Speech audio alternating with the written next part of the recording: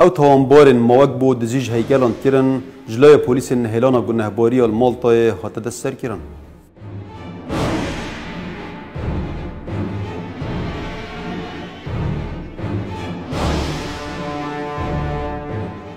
چند روزین بوری نویسینگا ما نهیلانا گنهباری مالطای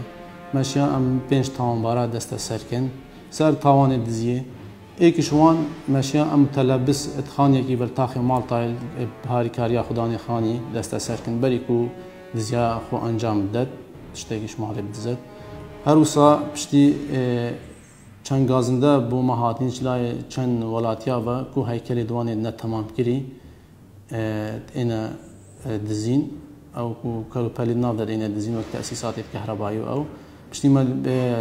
ديفتونا بابتي كري ماشيا اموان هرشال تاون باري دي دستا سركن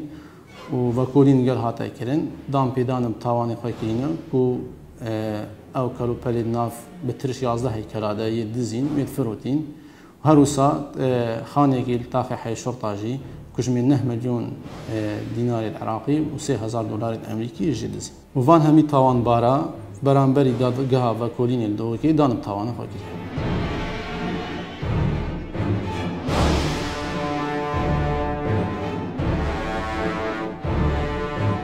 ولی آزار و جواز ساعت 5 جونی وقتی 5 جونی بگی اچوم خونی که مالطای اچوم ساگر خونی کامیرا لوری نبین اچوم جور و اچوم مطبخ و اچوم هوله